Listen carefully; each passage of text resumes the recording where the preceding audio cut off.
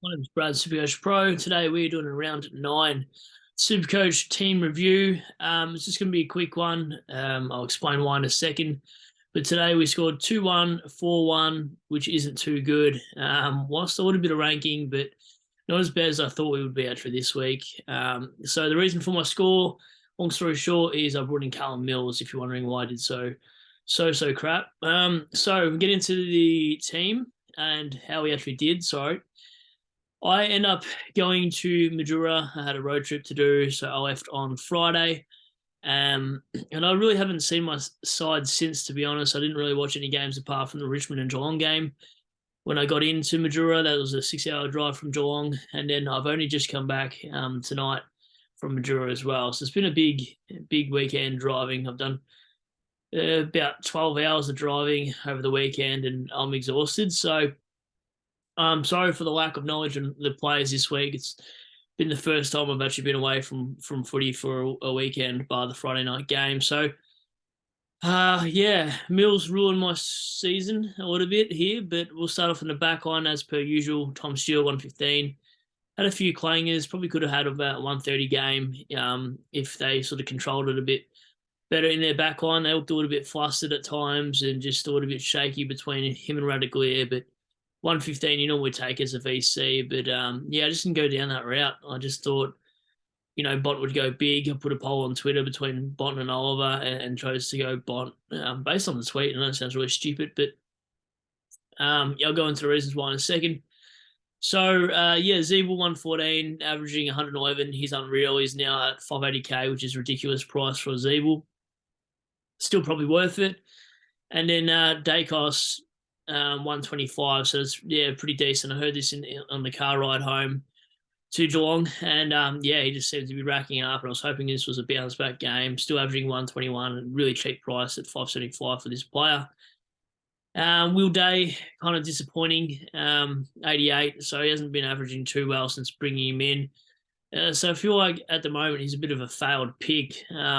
We bought him in after he served that suspension, and he's gone 97, 84, 85. So his 3-rounder for us is 89, and that's probably not what we expected to pay for him. So Sheasel's a bit of a concerning one too. Let's see how many stats he had. What did he go by?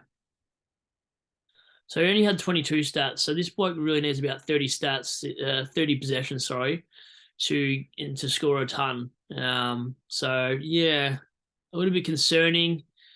And Dacos, he's bounced back game too. So it's all about him getting up to about 40 touches. He doesn't do too well when he gets only 25 to, that mid-20 sort of range. So it's interesting that, Dacos has to get high 30s to get good numbers. And then in correlation, Sheasel has to get 30s to be decent. So the back line's a little bit shaky. It's not the greatest back line you'll see in these YouTubers or teams in general. And then this has probably been my equivalent to channel pick. Stock has been great pod, 5% of sides, and he's matching channel for price. If not, he's actually probably exceeding. So he's been a great rookie. I started with him as well, so I didn't have to bring him in at all. And yeah, look, he's going really well. He's mainly getting 70s. He got 103 last week. So does his spike game, and he's going to sell for about 400k. So he's been a great pickup, and I've really enjoyed starting Stock of this season. And yeah, just Mr. Consistent. Bont is fine. Only lost 7 points there for not going Oliver instead, which doesn't really matter to my ranking, in all honesty. Not sure if he got tagged, and just nice having Oliver as a secondary captain option there as well. So that is what it is. Laird got subbed out. I heard this game in the car as well. So that's super frustrating. He copped like a tackle or a shoulder to the chest or something like that. I don't know. And I heard that he was on the bench. I thought, you know what? They're pumping Saints. He's probably going to get subbed out. And he did. So, yeah, it's just really annoying for Laird owners like myself. He's averaging 107. And Tom Green, 97. It's fine. They got smashed today, so it's whatever. Mills, see, I could have went Steele and he got subbed off and ice on the knee. Brayshaw scored 88 in the full game. Like, no matter which route you went, it was all crap. So we're not going to trade Mills out. He's not worth anything to trade out, to be honest. I'll probably just hold him and upgrade my team around a player like that, unless it's like a 4-week injury plus, then I might get rid of him. But Hopper's got to go. I think more concerning than anybody else in this side. Ashcroft had to hold him. We know he scores well at the Gabba, and that's the reason why we held him. Really, if you saw it by venue, Gabba 105, 75, 103, 97. So his next game is at the Gabba against Gold Coast. I think it's a brilliant matchup. So I've sort of got to hold him at the moment. And his break even actually as well is 85, but if he scores a 77, he resets it back down to, what is it at? Excuse me. At 43. So he'll reset his break even after this week anyway. So I like that matchup. Giancarlo, what did you do, mate? Let's have a look at your fantasy stats. Fantasy, wow, 9 disposals, 2 free kicks against. I wonder if he gets dropped. Interesting. It won't be good for owners if he gets dropped because a lot of people are relying on him to be their D6 cover at the moment. English and Marshall. Oh no, English 88. What did he? Who towed him? Pitnat towed him. No way. Yeah, okay. We're starting to see the slow down of English here, so he's not a must get at the moment. See, all these players get really expensive and everyone gets scared they're going to be priced out of them, but they all drop in price eventually. So I've never been hot on, even like an Anderson, everyone's freaking out, and then he comes out and scores 88 because he was tagged by Gimby apparently, and Gimby was the worst rookie to actually cut out because I swapped him out and he scored 104, but I went Weddle over Atkins and Weddle outscored Atkins by a couple points and he's 70k cheaper. So I think I won the rookie bring in battle, but not which rookie to hold. So that kind of sucks. And then even the bench, I mean, it's a good cash generation side. So I can sort of afford to hold Mills with the cash I've got going from a Baker and players like that, and Teakle as well, ticking over. But anyway, sidetracked. Marshall played well against Rob today then. So what's he done? He's hasn't accumulated, but he tackled well. So 8 tackles, bringing his score to 131. Love that from Marshall. I think he's definitely a keeper then. I know people were thinking about sidewaysing him, but he's averaging 110 and you paid about 500k for him to start with. Teakle getting smashed every week. If he can just hold on for a few more weeks and get to 300k, it's a win. But he now plays Maxi Gorn. He's just not having a fun time. Like, he just got smashed by Draper. Had Marshall the week before. Bailey J. Williams was a good matchup. And then he's got Goldson he's just had and got towed again. And then we get back Nank this week. So he's going to get another hiding the next 2 weeks in a row. So, yeah, don't love that for Teakle. So hopefully no injuries in my ruck line there. Forward line looks all right. 90 from Taranto. Dunkley, 103. Taranto I didn't really see much of, to be honest, which is strange. What did he do? Let's have a look at his stats as well. Yeah, he gets his points from tackling, doesn't he? When he doesn't have a high possession game, he must not use it well. He's got 28 touches, so must have been ineffective with some plays. Goulden, if you trade this bloke out a few weeks ago, you'd be kicking yourself. He's just gone bananas again. You traded him out after that 47, and he's averaging 90. I don't blame you, but hindsight's a wonderful thing. You can't trade out premiums, can you? That's just insane. 2 156s. And then he's got North Melbourne. So watch people VC him and him score an 80. That's SuperCoach for you, really. Rosie, just ticking along nicely. I like the Rosie pick. 105 against North. You'd probably expect him to get a bit more than that, but that's fine. Cogs is affected really by Toby Green in the side because he plays a lot more forward. So 79.93, not the greatest. I mean, we picked him up. Where did we pick him up for? I think we picked him up for 485 or maybe here. I think this was his first game for us. So he scored a 136, 108, 79 and 93, and we only paid 485 for the bloke, so I'm not really mad at that price. And we looped hold Radicalier. So, I mean, cash generation looks pretty good. We've still got Stocker ticking over down here. And Baker's the first to go. Johnson hopefully gets a game soon. Simpson's ticking along nicely. He's almost made 100K. Radicalier could almost go as well. So, what are we thinking early days? This is all going to depend on who's named for how long out, really. Or do you sideways both? But then you're down to 14 trades and you haven't made any upgrades. So I don't know generally. I think Hopper, he's got that knee complaint and now a calf, and Mills is also a calf as well. You can't really do anything with 746K. That's what's annoying about this, is if they drop poor scores and get injured, at least Uniac, he scored well for you this week, even though he's done a hammy. But you really, I don't really like any of these players, if I'm honest. Like, I don't want to pay 600,000, but you sort of got to pay up at some point, don't you? So I don't know what I'll do. Like, let's just hypothetically get rid of Baker and get rid of Mills and Hopper. And this just feels like a waste of trades, like an absolute waste. You got like 400 and something, 460 odd to get a couple players, and there's just no one decent at that sort of price. If you filter it out, what do we got? Let's just muck around this a little bit. Swim pickings here, honestly.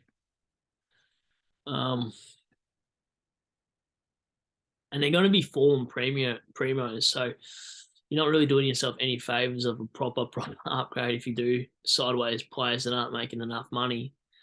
I hate all those names there. Dom Sheed's all right, but you're just going to have to trade them out again. So the only one I don't mind, based on fixture, is someone like a Redmond, and this looks awful. Like, I already hate it. And then there's nothing I can really do on the forward one, is there? Unless there's a form premium. Like, what's Jeremy Cameron worth or Hawkins? Oh, it just looks gross. Luke Jackson. Oh, it's just, this is what I'm saying. Like, I'm not going to know. I don't want to trade out both, to be honest.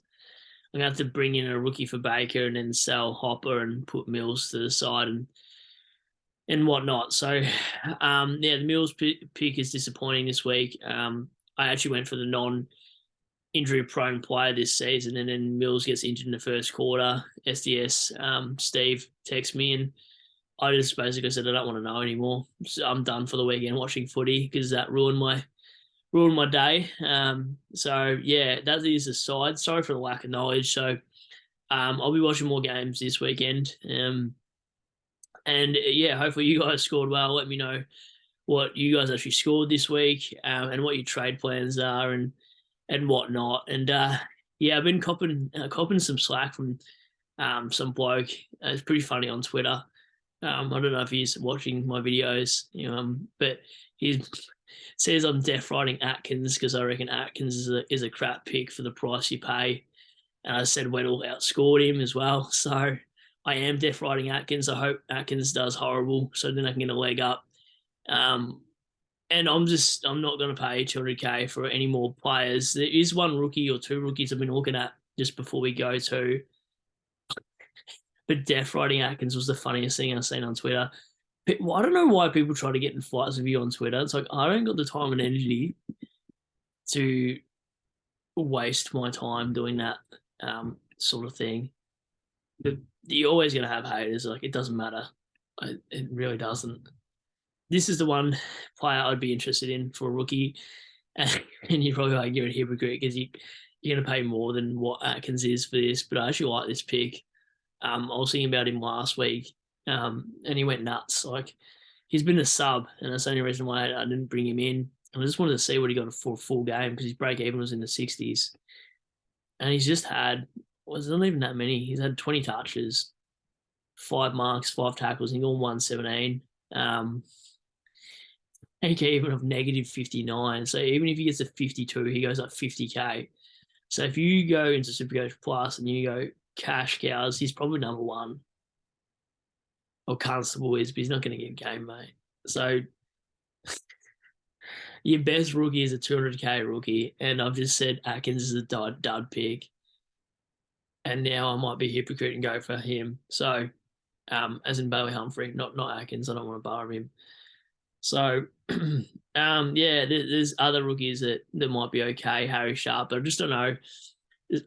Maybe Lions supporters know, is he going out when Zorko and Rich come back? Because he's never had really good scoring in general. Like a 40 is not great. A 68 is okay. I mean, this has Weddle vibes all over it.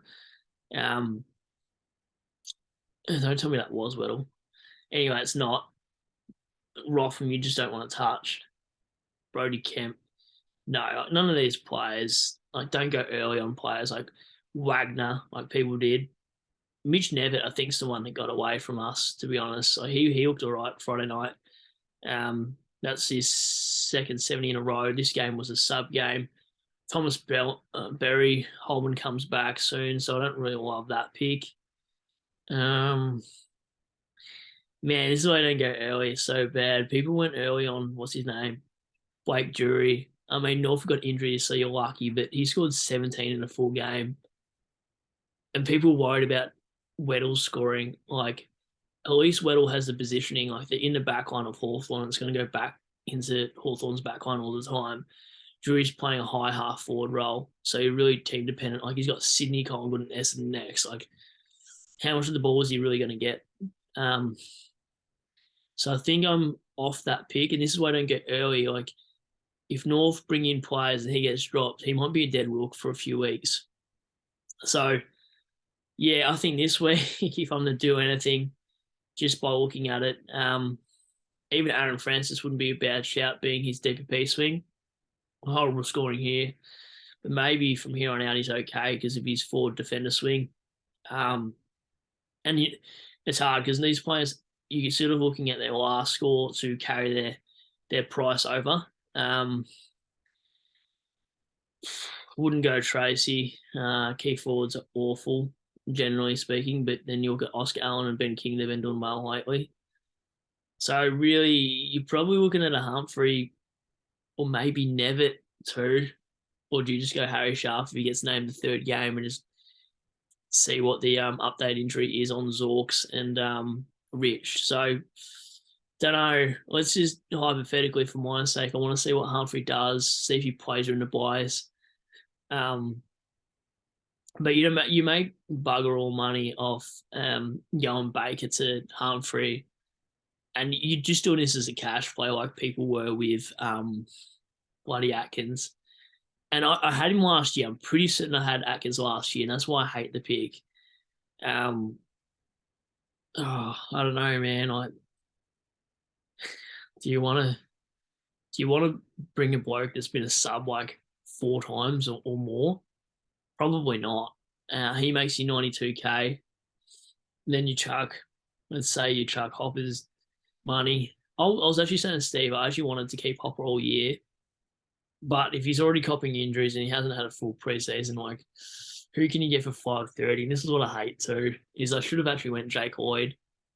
But I actually got thrown off it by some tweets out there.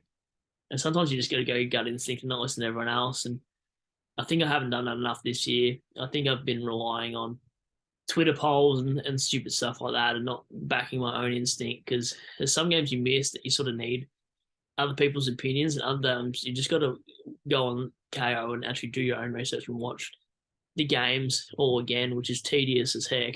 But especially because I work, I do Muay Thai, I do gym, and I do 2-3 podcasts a week. Like, I'm not one of these people that sit at home and got all day to do 4,000 podcasts. Like, see, I can still bring in Lloyd. He scored 90. And that's what I'm afraid of. His fixture's not going to allow them to have enough ball back there, although they lost. So really weird. I don't like Sinclair. I'm off this Sinclair pick. He's had a few bad games now. I'd almost rather Sis Dog. Can't afford him. You could even grab 3-round averages. Maybe that's a little bit better. Don't touch Ballard. Do you touch Doc? Oh, Doherty just burnt me. So I actually like Luke Parker. I know it sounds stupid. And I don't mind Tim Kelly. You guys are probably thinking, what the heck? Like, just cancel this bloke. But before you laugh, I mean, Tim Kelly for 520k is the only one getting fantasy stats in West Coast. I'm not even messing around. You guys are probably thinking I'm trolling. It just for the price, purely based on price, 139, 132. His worst two, he's got a couple 70 games in there. Like, I don't hate the pick. And even Parker, I know at 520, you're really scraping the bottom of the barrel here. But he's just pretty consistent the last month of footy. You know he's got the role on the last 4 weeks. Like, bang, he's playing midfield. He's got a couple stinkers in there. You sort him out like this. This is awful, man. Like, I don't want to touch Steele, especially if he's getting managed time-wise. Who's number one? Oh, not Uniac. He's injured, mate. So I don't know what I'm doing, honestly. Just looking at those picks, this makes me cringe. It'd have to be between Parker, help me, Tim Kelly, Tom Mitchell's even a shout. This is awful. I hate this money. Like, ooh, he's got Carlton, North, and West Coast.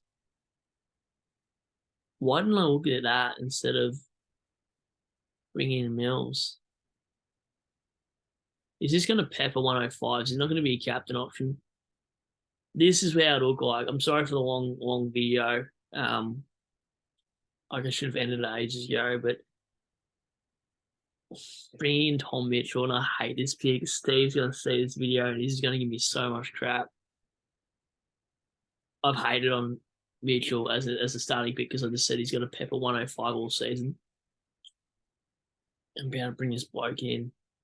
Like, do you hope that Humphrey stays in the buys? Like, that's the only reason I'm getting him. He's got to make 60k if he goes 52.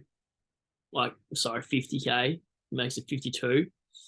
Let's say he does, and then what does he make the week after that? Just out of curiosity, his break even still minus 19. He'll get to 290, but that's just 217 now. So is it enough to risk it? Maybe. He's a high draft pick, so I don't know. This week, can we loop any? We can't even loop any damn scores, really. Can you? That really sucks, man. Like, I've actually got a field radical here against Freo, unless I bring someone up from the back line. Yeah, I don't know. Even Chincotta makes me feel nervous. I can loophole any. Who can I loophole here? Can't loophole any games there. No. This sucks. I can't even loophole. Oh, mate. So that's risky. I can loophole Constable. Maybe him in the midfield goes here. Sorry, I haven't even looked at SuperCoach all weekend. And then what do? You can't loophole the Cats game. Oh, no, you can. So you can loophole Simpson. But can you get Chincotta? Yeah, and then you can bring Chincotta back in if Simpson doesn't do well. And in the meantime, just chuck the E on Chincotta. So can we poll my M8? And that means I've got to field Radaglia. Or I could go Mitchell against West Coast. I'm probably more safe with Radaglia because most people are going to start him over at Mitchell. So that is the side going in a round. And the one last thing, I know I've wanted to end this video 3 times, so sorry if you're still watching on. Just you don't have to, it's fine. But My cat's meowing. Oh, no way. Oh, Jeremy Cameron is actually affordable. This guy is VC and C option. My cat won't shut up. He's in 13%. 13% of size. That's overs. Overs for this boy. So, well, this looks good. You guys probably think I'm trolling, but he's got the scope. Like, he's got Freo Giants, dogs. My cat is actually scratching the door. And he's a top 6 forward. I can't grab Hawkins. Now, Broad did a job on Cameron. Now, this looks ugly, like really ugly as a side. But Jeremy Cameron could be the guy that sort of changed my season. I don't mind it. Like, if he goes 120 or whatever it is, like 106, and his break even is 145, he only goes down. What does he go down? Break even to 116. So he'll be around this mark. So you can pick him up for 30 grand cheaper. But is he going to go nuts against Freo? What's his history against these? Not great. Not great. But anyway, something to consider. Bit of a longer video and a bit of a random video. So hopefully you guys have a good one. I'll leave it there. And that is the review done and dusted. Catch you on the next.